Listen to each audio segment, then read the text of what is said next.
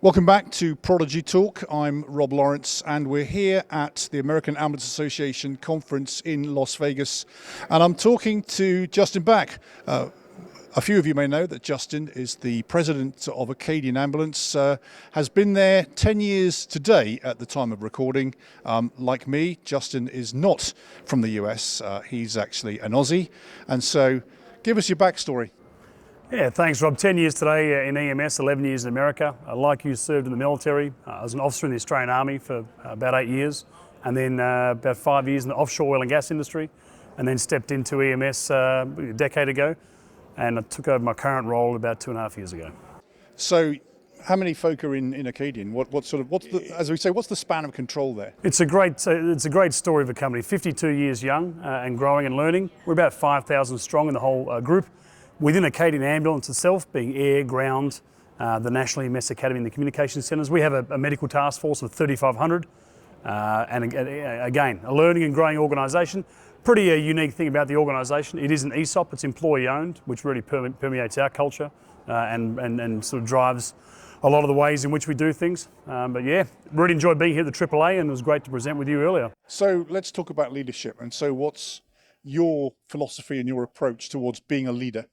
Yeah, so Rob and I did just finish a presentation to the AAA, and where we spoke about the application of military lessons to EMS challenges, and really when I drew parallels between warfighting, or the rigours of warfighting, and the EMS challenges, really we focused on two challenges. One was the pandemic, and one is the staffing crisis, and we just tried to really narrow that down to what some of the most tangible takeaway focal points or priorities would be. One was absolutely a dedicated downrange frontline leadership focus, and making sure that we have leadership teams around us who are convinced of the need for it and have a bias for doing that.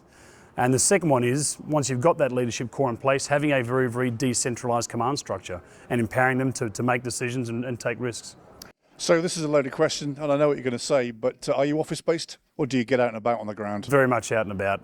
I look at, we have internal customers being our crew members, our team members, and external customers. The only thing they have in common is that neither of them work in my office, so I don't spend a lot of time there either.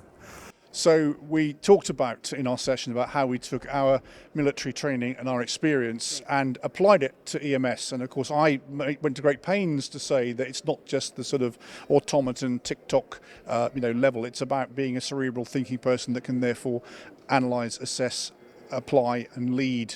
And so how have you applied those kind of principles to your everyday practice? Yeah, it's a great question, and the answer is very much evolving. The great news is there's no shortage of challenges, there's no shortage of problems. So there's never nothing to do. Correct. Right. And no day needs to be the same. And so it really is a reminder for us. We've got to be very, very agile. Assumptions are dangerous at this stage in the industry. The industry is in so much trouble, but there's a lot of instability. We as leaders sometimes need to pour water, not gasoline on the fire. But at times like this, we've really got to be at the front foot of driving change. And it's not enough to sort of look critically at generations that are coming through. The current generations coming through have incredible attributes that the generations before didn't necessarily have in such strength. One of them is their altruism. One of them is their environmental focus. The challenge is going to be who can connect with them at a level that's meaningful to them, recruit, attract, recruit and retain them, and develop them into leadership. And the reality is, people in our generation can come or go. The whole framework of leadership and what's important and what the priorities need to be is changing, and we've got to be ready for that. So I didn't discuss this in the session, but I'm a firm believer in the Peter principle, which is sometimes we promote people to a level of incompetence. And Sure. The reason for that is that we don't train them well enough to occupy the post they're about Sure. to take up. How are you addressing that in your organisation? I believe very firmly in going the opposite direction. We hire for will and we train for skill. If you can find people who have the horsepower, the intent, the work ethic to achieve, we can do the rest. We can get train most people to do most things. It's where they have the juice. And a good upside, and having our frontline field focus is not perfect, and we don't execute on it perfectly. And we made a lot of mistakes, and we'll continue to make those mistakes because we're pushing hard. But one of the great side effects of doing it, one of the great outcomes has been identifying people who really, really want to be here and really, really want to lead and solve problems and make that contribution, and putting them on career tracks. And one of the things that we've got going on here at this year's AAA conference is the next program, which the Nexters, as they're now calling themselves, which is the sort of our future leaders, the cohort of amazing people that are coming here to really kind of absorb. They're being mentored throughout the year, and I think you've got folk in that program. We do, really motivating. We have Tish Kalich and also Keisha Sparks. Two of our rising stars in leadership are coming through that program. One of them, Tish, is based in Austin, in Central Texas, and she's a very powerful driver of not only the operating tempo but of retention there. And her career is going to go, in a wonderful direction. Keisha Sparks has been already a couple of years leading a market, in this case North Louisiana, Monroe and Shreveport, and just a powerhouse. And not everyone, you hear a lot of conversations about people being concerned about the future of the industry and where we're going to find the talent. The talent's there. We have incredible leaders, and I'm glad you brought that up, because it was a really smart move by the AAA to get this program started. I know you're a big believer in it, and just being around them has been incredibly motivating. I'm walking away from this session a lot, even with more confidence that we're in really good hands. And our job is to spend our time identifying the talent that's going to carry us through and do what we can in the time we've got with what we've got to resource them. And as you say, get out of their way, knock the obstacles over, protect them and get them ready. But the talent is absolutely there. The talent is there, and of course AAA have the next program.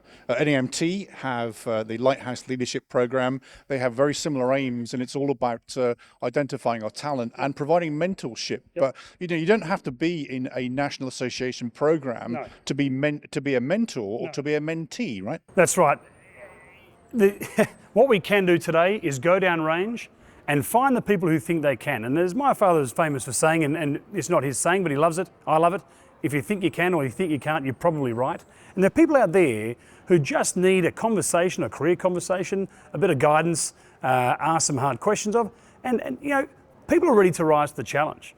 And more and more of our time needs to really be spent on identifying that future leadership and then getting them ready. But as you say, there are great programs. They don't all need to be national level. We can be doing this in our own companies, and we need to do a better job of it. It's something we spend a lot of time on, though. So the topic is leadership, and this is the classic Rob ending question. Is there anything I've forgotten to ask, or anything you need to tell us? I think we covered in the breakout session, but very confident in the future. Very confident that we have people in this game for the right reasons, and the future is going to be great. We just got to make sure we spend our time finding those leaders and working with them. And eventually getting out of their way. AAA and all the national organisations are now very keen to develop leaders. We need you to step up if you want to be a leader. Find a mentor, become that mentee. Remember, every great journey starts with but one small step, so you need to take that step right now. Back to you. Thanks, Rob.